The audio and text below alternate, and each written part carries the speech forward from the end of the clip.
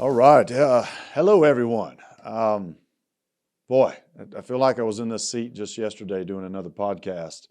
And today is Sheepdog Nation, podcast number 7. So we have decided on today's podcast that it was probably time for us to do just a chat with me, a chat with the founder.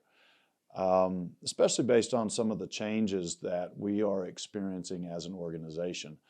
Really all good things. I mean, we as an organization have grown.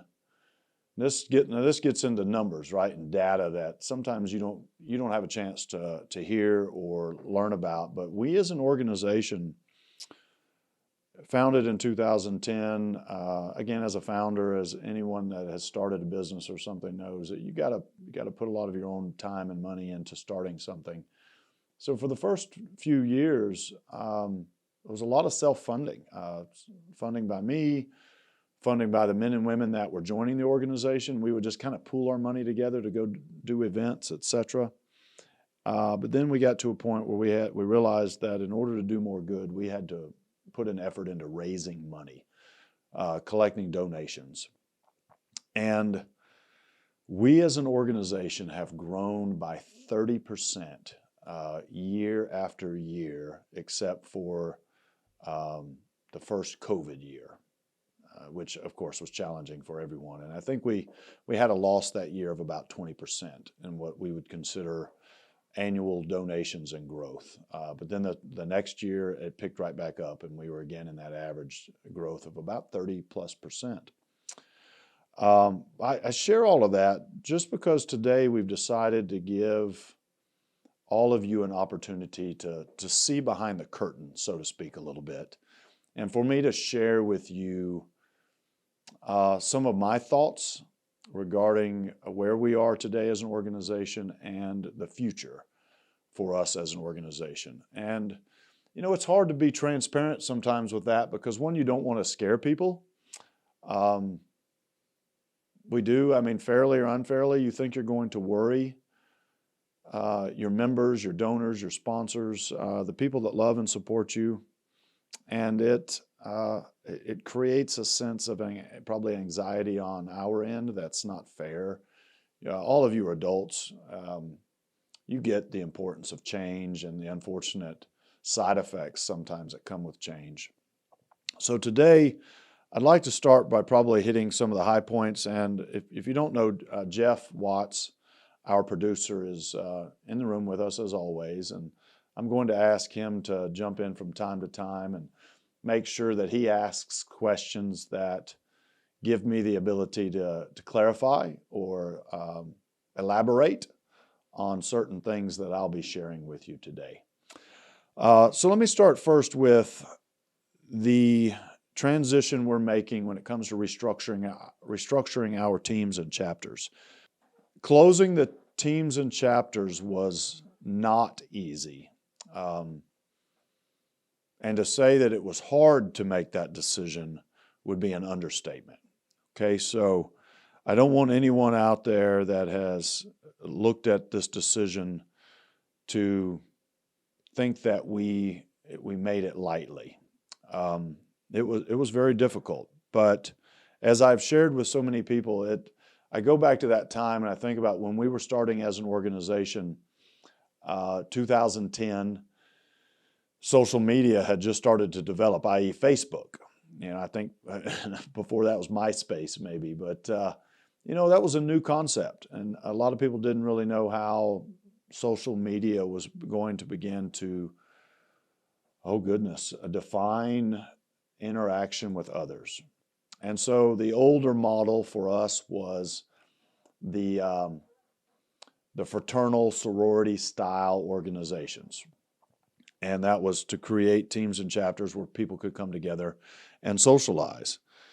So the unfortunate side to it was over time, through social media and so many other cultural changes, it became obvious that the team and chapter model for connecting people was a little bit of an antiquated method. You don't have to go too far to just look at social organizations like the American Legion, the VFW, Lions Club, Freemasons, you name it, all great causes, great organizations, but they've all been struggling with membership, with getting people to engage, come together, volunteer. Now, of course, you can throw an exception to the rule at me. There's always an exception, a rarity out there, but across the board, the standard has become that that's not what people are gravitating to. Social organizations. So, and, to go back and be transparent, when we started this organization, we did not have a proper training mechanism in place. We did not have the ability to train our members, volunteers, team leaders, chapter commanders, you name it. We just didn't have, it was a new concept, and we had not taken the time yet to build out proper training models to ensure the success of our leaders in the field. And I accept that blame and that fault. For me as the founder and CEO, we could have done better. I wish we had, period. The buck stops with me, and this is an attempt on our part as an organization to correct a wrong. And in correcting that wrong, the painful part is recognizing that our teams and chapters don't serve the purpose that we intended for them to. And we could not see a path forward in keeping them in their existing form. And that's why I say that this was a challenge, because I knew it would hurt people. And I wish we hadn't. For some of you as members, it's been very painful. For those of you that are volunteers and sponsors, but also more importantly, our member leaders out there, our chapter commanders and team leaders. This was, it was painful when you had given so much of your time to this endeavor. And I am truly sorry for that. So, what is the way forward? Well, we're going to do our best to do it right. And when we talk about, well, what does right look like? That's a great question, because we're still trying to figure that out a little bit. But I want you to know that it's a discussion that it takes place every day. And I think that's where I need to pause for a moment and stress that nothing has changed for our members and volunteers. You are still part of this organization, and we are so proud to have you as part of this organization. But let me put some of this in context with teams and chapters. We have members and volunteers across this great nation of ours, and 20% of our members and volunteers were attached to teams and chapters. So think about that. 20% of our men and women that are part of this organization were assigned to a team or chapter. The other 80% of our members and volunteers and supporters, you name it, were not connected to a team or chapter in any capacity. They were part of, and all of you are, part of what we refer to as the national organization. The unfortunate side for our people that were attached to a team or chapter, 20% of you,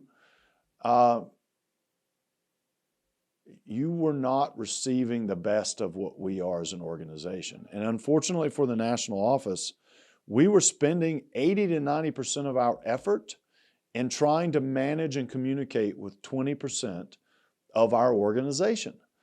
And that means that 80% plus at times of our national members, volunteers, and supporters were not receiving the guidance and attention that you deserved. So I hope that makes sense from a standpoint of the process, and what we were trying to build out was not as effective as it could be. All right, so I share all of that and just trying to impress upon you the importance of what we're trying to do to ensure that all of our members, volunteers, and supporters feel valued and feel like they're part of an organization that is truly trying to do its best to engage, assist, and empower you to be the best version of yourself. So moving forward, and Jeff, this is really where I want you to help me clarify as we talk about kind of the road ahead. It may be harder than anything we've ever done before, but at the same time, I think it's going to be the most rewarding thing that we have attempted to do as an organization. And that's to give all of our members, volunteers, and supporters an opportunity to feel like they have a place within this organization, that they have a voice, and that they have an opportunity to wear our logo with pride in going out into the communities that they live and doing great things. Jeff, you were in the Army, and do you remember the Army of One slogan? Yes. The Army came out with? Okay, so I'm trying to oversimplify the process here. So Jeff and all of my Army dogs out there, you remember the slogan, you went from be all you can be to be an army of one. Just so happens I was on recruiting duty for the Marine Corps when that slogan came out, right? And for us as Marines, it's all about the team. It's about the team effort and the team mantra. And this goes back, Jeff, right, to why we started teams and chapters. It's feeling like we wanted our people to feel like they were part of a team in their local community or wherever. And that was a defining part of how I'd been trained, right, as a Marine. And I know even in the Army, y'all know the importance of team, but that was kind of the question behind why talk about something opposite of what we are, right? In the Army, it's all about teamwork. In the Marine Corps, in the military, our first responder communities. As a firefighter, it's about fighting a fire as a team. Unfortunately, too many of our law enforcement officers out there probably patrol and work streets by themselves. But ultimately, if you get in a bad situation, you hope that your fellow police officers come to assist you, right? Again, team effort. So I go back to my time on recruiting duty, and I used to laugh at, and I thought, man, I'm going to eat this message up. I'm going to recruit off of it because young men and women today want to be part of a team, not an army of one. So I fast forward to today where that's probably the best way, how ironic is this, that it's probably the best way in trying to describe our road ahead, is we want our men and women to feel like they can be is probably the key statement there. They can be an army of one. They can be an individual that gets up off that couch, goes out into their community, and accomplishes great things by themselves if need be. Now, again, if need be, because at the moment as you're going out there helping people, you shouldn't, and there's the bad part. I don't want people sitting around on a couch waiting on others to inspire them. Maybe what I'm saying to you might inspire you, but you don't need me to come to your house and grab you by the hand to get you to do amazing things with the rest of your life. You can do it on your own. You don't need to be part of a sheepdog team or a sheepdog chapter. Hell, for that matter, you don't need to be part of this organization to do great things. But we hope through this organization that we inspire people, encourage people to do great things with their lives, to continue doing great things. Because if you've worn the uniform or the badge, you have accomplished greatness. But why did it stop for so many of our men and women, our fellow sheepdogs, when they took that uniform off or they took that badge off and they went home and sat down on that dang couch?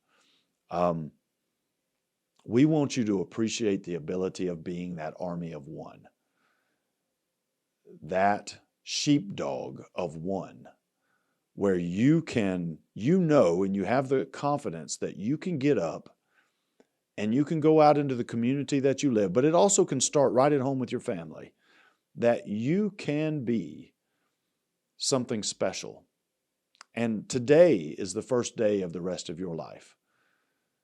It's not easy, but we learn through post-traumatic growth, right, Jeff, that you can be better than you were yesterday if you are willing to put in the effort. And I mean, that, old saying, I'm pointing at you, well, there's three fingers pointing right back at me, right? You and three at me. We all can do better. We can all be better than we were yesterday. Recognizing that that is before us is something that's very important. And it's before all of you. I'm challenging all of our members out there, our volunteers and our supporters, but especially our sheepdog nation, our sheepdogs out there. You have the opportunity to be your best by getting up and getting out there and doing whatever you want with your life when it comes to helping the communities that you live in. And I truly hope that you'll take advantage of that. Jeff, I mean, do you feel like that kind of communicates what we're really wanting? The way forward, now we haven't created the roadmap, exactly right, but that's the definition of where we want our organization to really go, is an organization that people can anchor themselves to come to for resources, like-minded individuals that can encourage and inspire them to do that. Does that make sense? Absolutely, and I think part of the conversation we've had in the past with chapter commanders and team leaders, or potential team leaders, as we were looking at maybe grow to these different areas, was that the lift that we asked them to do is to go find sheepdogs to help, but also to build a team. So bring in 3, 4, 5 people. Yeah. And in some cases, it's difficult, whether it's the person or the area or the timing or whatever is involved with that. So what we're doing now is we're saying, we want you to go find sheepdogs to help. Don't worry about the admin. Don't worry about the structure. Exactly. Don't worry about building a local group there. You'll find like-minded people just going out and doing the mission. Yeah. You'll find people that are attracted to the mission, because the mission is the primary thing anyways. And so if you're focusing on finding sheepdogs to help, and you let people know, hey, next Tuesday, we're going to go do a 5K, whatever it is, or next Saturday, we're going to do a 5K. You'll attract a group because it's about the mission. It's not about the structure. It's not about positions or the business cards or all these other things. Right. The trappings that in the past I've gotten tied up into, because you want to have a structure before you do the mission. But do the mission first. The structure will take care of itself whenever you have like-minded people coming to you. Hey, let me jump in there. Yeah. I'll go with you.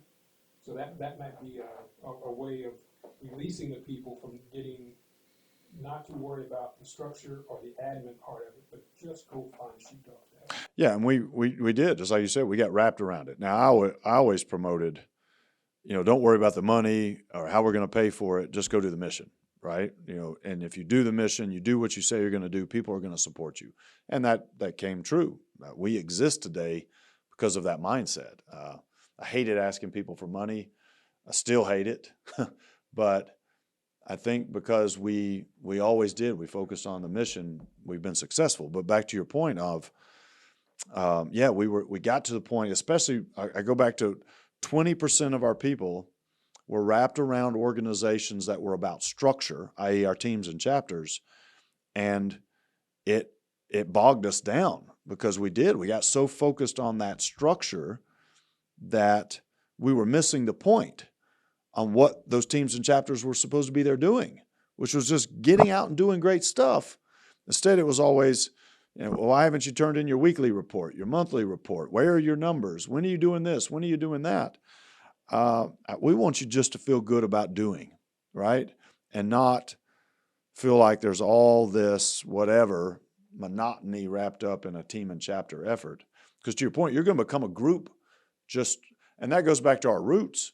When we started as an organization, it was just about 4, 5, 6, 10 of us, 15 of us getting together and doing great stuff and fun stuff. We were having fun. And I think that's where we got lost with some of our teams and chapters. It wasn't fun for us to manage them, and they weren't having fun being managed. And I think they got bogged down in just not enjoying being part of a team and chapter. Well, part of that, from a chapter commander standpoint, in Central Arkansas chapter, we were self-funding. We had to find the funds to do our mission. Yeah. So as a chapter commander, you're counting pennies. You're as a team leader, you're counting pennies. You're writing a check, picking the T-shirts up on Friday, do the event on Saturday, and hopefully you made enough money to clear the check on Monday. Yeah. Being that tight in some of those cases. Right. And so as a leader, the money is on the front side of your mind Yeah. all the time. Yeah. That's just a constant. That's not fun. It's not. Yeah. And so with the part of the mission, and it took me several years to figure this out, and I'm still trying to wrap my brain around it, is go do the mission. It's easier to ask for money when you're in the process of doing good work and not when you're thinking about doing good work. If you will, that's what politicians say, right? Yeah. If you will donate to me, I'll go do good work. Well, what I'm telling the teams and chapters in this last 2 years, is go do good work. Then you can say, this is what we're doing. You want to jump in? Great. We're already doing it, and we're going to continue doing it. We're going to give you the opportunity to jump in on with us. So it's not a matter of, please give us money so we can start doing good work. It is, we're doing good work. We're finding sheepdogs to help. And whether it's something small or something as it grows, whatever that looks like, do the good work first. Yeah. But I think there's that point. We're eliminating that money stress too. Financial stress is no longer there.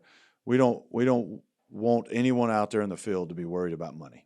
You know, that was part of that team and chapter stress too. Financial stress is some of the most, for a better word for it, unfun, right? It does. It is just not enjoyable to have to sit around. And I tell you, as a CEO, the thing that keeps me up late at night most nights is I'm stressing about making sure we have the money nowadays, right? And it isn't fun. So we want to transition into, okay, the roadmap ahead, and it has to do with our ambassadors and what we're developing with Sheepdog University. But I want to close on one final thing with explaining how we truly understand why it's so painful with the loss of our teams and chapters for some people, but also for all of you out there to understand the need behind it. And I'm going to use the Marine Corps as an example again with tanks.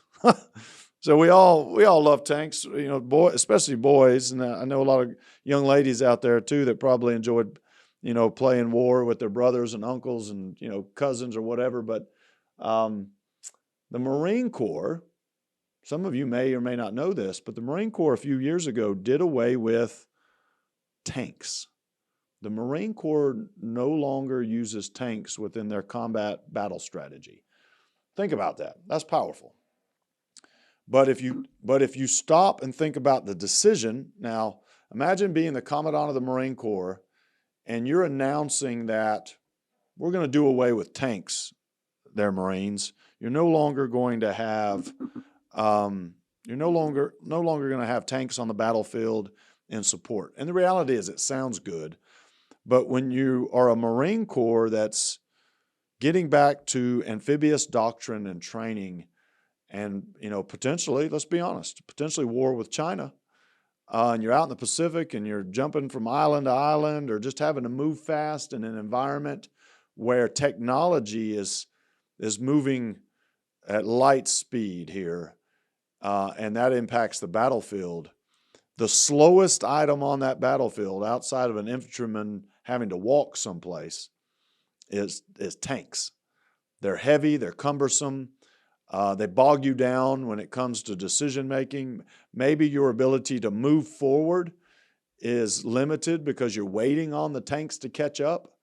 And then if you got to go from one island to another or one space to another, you know, having to load them up, make sure there's fuel and all the resources to match it, you can imagine how cumbersome that might be. So the Marine Corps said, nope, we want to be light, we want to be fast, we want to be combat effective per what the future is expecting on a combat field, right? And in a combat zone.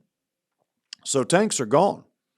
And oh my Lord, I read some of the articles and chat rooms and stuff that came from Marines, and oh, I got it. I initially was like, whoa, wait a second. Where's this? Why is this decision being made? And but think about Marines that served in tanks, worked on tanks, fought in tanks. Their career was defined by their relationship with tanks in the Marine Corps. Painful. And I can understand a Marine that had served and fought in those and maybe lost friends in a tank is hard. And so for our teams and chapters, I get that. For them, those are our tanks, right? Sheepdog had teams and chapters, and the unfortunate, painful side is realizing that those teams and chapters were bogging us down. And I hate that I have to say it that way, but that's the reality. They were slowing our ability as an organization to move into the future with a more aggressive combat mindset of the needs of our fellow sheepdogs. And understanding that, yes, I get it, that in some of the teams and communities that we had teams and chapters in, they were making a difference. This was never about them not being effective at doing things, but on the bigger picture, they were a hindrance to the bigger efforts of this organization. And the unfortunate side is, unless you're here looking at the data and having to work to manage the cumberedness, just how cumbersome the teams and chapter program was, it's hard for people to really appreciate that, right? And sometimes we do have to go up to 30,000 feet to see over the horizon to really fully understand the challenges we're dealing with and how we need to prepare for the future. And we can't always take everyone up to that 30,000 foot level to really grasp it. And I wish it was easier. So the way ahead is Sheepdog University and our ambassadorship program. And you want to talk about potential. And this is the potential for our members out there in the field to understand that all of you have the potential to be part of our ambassadorship program. Some of you, not all of you, can be ambassadors the way we have it mapped out through our Sheepdog University program. But some of you, we're going to ask, and some of you are going to volunteer to be bigger picture ambassadors for us, where you have specific roles in your communities and relationships that we're going to ask you to develop with other organizations, businesses, etc., in the communities that you live. You're going to go in and have a bigger role in sharing the message of this organization, talking to people about what a sheepdog is and what Sheepdog Impact Assistance exists for. And for me, it's about post-traumatic growth. It's about ensuring that we give our men and women, our fellow sheepdogs, an opportunity to appreciate their ability to continue living amazing lives. And that includes the ability to continue giving the same way you gave when you wore that uniform or badge. Or if you're still wearing it, another outlet for continuing to give, which is for a lot of us. I mean, I was still in the Marine Corps when we were building this organization. It did not stop me from going. Well, I missed out on some disaster missions and stuff, right? But I didn't think, well, I'm a Marine, I can't go out and give to the community I live in more. Examples again, there are disasters taking place in your community every day.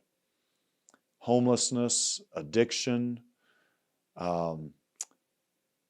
food. What's the word for food? Food depravity, or people are food insecurity. If y'all didn't know, Bridget's with us, everybody. I ought to put the camera on her, but I'm not going to do that to her. But food insecurity, right? There are people that are struggling, and in their lives, that's a disaster. If you can't feed your family, you think that's not a disaster for that family?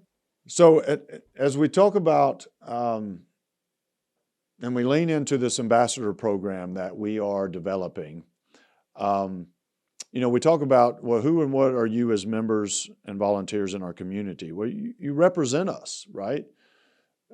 You, by wearing the shirt or the patch on your backpack or whatever it might be, the sticker on your car, you're a representative of this organization. And we're so proud to have you out there, right? You are sharing, one, the fact that this organization exists, and the way you conduct yourself gives you an opportunity to truly brag about who and what you are as an individual. And, more importantly, again, you're representing us at that bigger level in the communities that you live in across the nation. But our ambassador program, which our ambassadors will represent us, but at a higher level. They're going to be called sheepdog ambassadors. Ambassadors that go out there and engage in the community in a much bigger way, are going to be tasked with speaking at events and locations and actively representing us in a much bigger picture aspect, right? Where they will volunteer and voluntarily go out and spread the word of this organization, engage with fellow sheepdogs. And this goes back to kind of that bigger picture of who and what we are as an organization. Everyone, we're doing better today than we have ever done. We are a healthier organization, more capable organization today in a way that I never foresaw. I wish I could take credit for having this vision 14 years ago, but I didn't. Today we have our outdoor adventure program where we are partnered with the VA and vet centers from across this nation, taking our veteran and first responder community partners on some of the most amazing outdoor adventures you can experience, from snowmobiling in Yellowstone, hiking in Yosemite, running the Tunnel to Towers race in New York. These are all things that we're still doing and doing on a bigger scale than we've ever done before. We also, 3 years ago, brought on Warrior Path, our mental wellness program, where we have now helped thousands of veterans and first responders and military personnel appreciate the idea of post-traumatic growth. That from your trauma, from post-traumatic stress, comes the idea of post-traumatic growth, that you can grow stronger and live a better, healthier life because of your trauma, not in spite of it. That you have the opportunity to truly live your best life. And that from your struggle comes strength. These are things that we as an organization, we're doing more of than we've ever done. When we were asked to partner and build out the Warrior Path program with Boulder Crest Foundation and the Avalon Action Alliance, we initially were going to do 12 courses a year. We've now been asked to do 24 courses a year, double our mission efforts because we have been so successful with what we've been able to do with the Warrior Path language, specifically post-traumatic growth. Our disaster response mission is still there. We still want our men and women to get up off that couch and engage with helping us with disaster efforts whenever the time comes up. And guess what? When we ran disaster missions, the vast majority of the men and women that responded did not come from our teams and chapters. They came from our national membership. They were men and women that were just proud members of this organization and were not associated with a team and chapter. They did not have to wait for a team or chapter to stand up and or encourage them to go on a disaster mission. So I share that as a way to stress that part of that, reason for doing away with the teams and chapters is just stressing that you as a member can be that army of one. Again, I'm tickled a little bit, Jeff, when I mention it, but it's the reality of today. And noting that you as an individual can make a difference. It's not just about a group all the time. That you can go out and volunteer and be a representative of this organization in a way that makes us all proud and ultimately makes this organization better because you as individuals are willing to get up and make a difference. And that's where our true strength is. The strength of who and what we are as sheepdogs begins with you as an individual having the willingness and desire to help others. Helping others is a way of life, right? That's our motto. And for you as sheepdogs, that's what defines you as the type of person that you are. And every day I'm amazed at the amount of time and effort so many of you put into making yourself better and others better. But for those of you that aren't doing it, this is about challenging you to do just that. Be that army of one. Be a sheepdog that we can all take pride in. And let us continue making this organization special and showing others that what the sheepdog mindset is all about. Jeff, anything I can clarify for everyone out there that maybe I missed? Bridget, again, Bridget's out here. We don't have her on the mic, but she's here critiquing me, all. If y'all didn't know it, and she's done a great job on it, because I do. It's important today that, we do our best to help. And the unfortunate side is I wish I could tell you right now, right, that we have a plan. We do have a plan, but it's not ready for us to roll out and share with you. But that's coming. That's coming soon. Bridget, anything? Feel like I did the best I can at this point? Do what? Yeah, we'd love to hear what your thoughts are. I mean, unfortunately, I know some of you are going to be frustrated with us in this decision, and I get it. It's unfortunate. I wish, again, 14 years ago, at this point, I wanted us to have teams and chapters in every state and be just, really doing some amazing things at that level. But for whatever reason, that's not where our strength has been. And I do hate that it hasn't been. But our members, you as individuals, have done far beyond what I ever thought was possible, and that's where we need to focus more of our efforts. Jeff, anything else? Yeah, this is a paradigm shift. It takes some getting used to, but to be able to give license or clear those members out there that want to do something good, but we're waiting for a leader to come up in their area, or waiting for a leader that was in their area to engage. We're saying now you're cleared out to engage. Oh yeah, you don't have to wait on anybody. Now, don't get out there and get reckless. Right. Still communicate with us when you're doing things. But yeah, we're getting there with you. We're going to have a better understanding of how you can do these things. But at the same time, go coach Little League sports. Go volunteer in your church. Go volunteer at the VA. I mean, it doesn't have to be under any sort of sheepdog guidance. Go do good stuff.